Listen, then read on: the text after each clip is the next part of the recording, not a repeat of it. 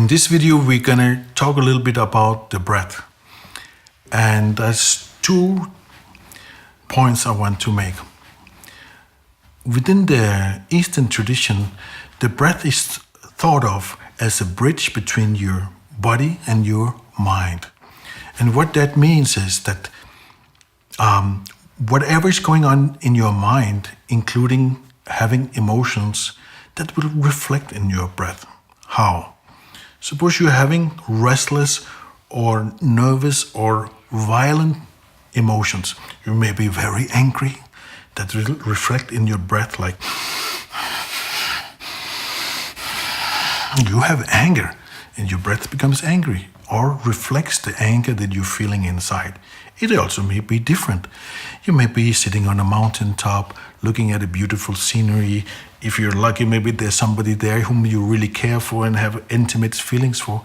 You can have soft feeling. Together with the soft feeling, you have soft breath. So you can have soft, shallow breath like, oh, I love you, baby. So you have the softness. So your breath becomes soft when your feelings are soft. Your breath becomes violent when your feelings are violent. The way it's actually thought of within the Eastern tradition is there is a length of your breath. It's a funny way of thinking. But as you're watching me, you may try this little exercise. Through your nostrils, a flow of air is coming out. If you somehow put your hand, maybe like this, underneath and breathe normally. Don't change your breath, just breathe like that. And then you will feel that the air flow is touching your palm. When you picked up that feeling, you can close your eyes and feel.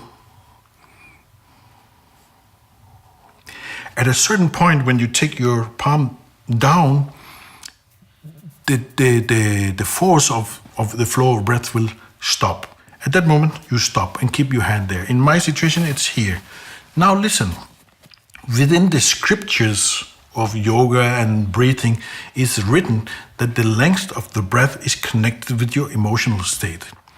If you're sitting down and making a video about meditation and mindfulness for LitUpp, or if you're sitting and watching a meditation in your chair, your breath should be 12 finger breath long.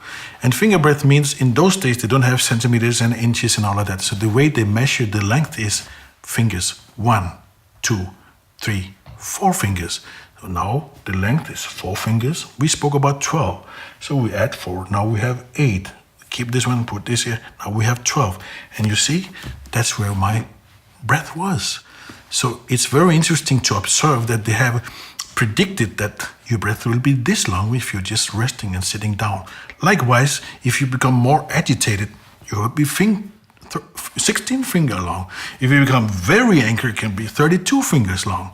And when you do meditation and you're feeling very soft, it will be 2 fingers long. So this is how the breath relates to the mind. The breath as a bridge between your body and your mind. Now, knowing that your emotions reflects in your breath, the next natural conclusion is to do the opposite. And opposite means what? If your emotions can affect your breath can also affect your emotions.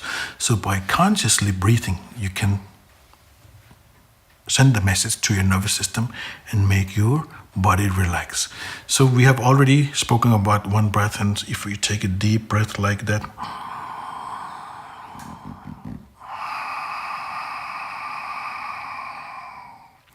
you are sending a message to your old brain and to your nervous system, everything is okay. If everything wasn't okay, he wouldn't be breathing so calmly. So in that way, you can actually hack your brain. It's a sort of hack in your nervous system that activates the rest and digest part of yourself. So in that way, you can use your breath to calm your mind. So breath is a key to balance your mind. Second part of the breath is it's got to do with detoxification. As a human being, you have 4 pathways through which toxins will leave your body. One is through defecation, one is through urination, third is through your sweat, and last is through your breath. Now, what most people may not know is that you excrete 4 times as many waste products through your exhalations, through your breath, than you do on the toilet. 4 times. Now, if you realize the importance of your breath for just your physical health, then it becomes interesting, coupled with the fact that most people living in the Western world have very little knowledge about breathing and also use a very small part of their lung capacity. So there's a vast capacity or vast potential for increasing your health through learning new breathing habits. So we're going to look into that. I'm going to teach you a couple of breathing techniques that you can use to hack your own mind and clean your body.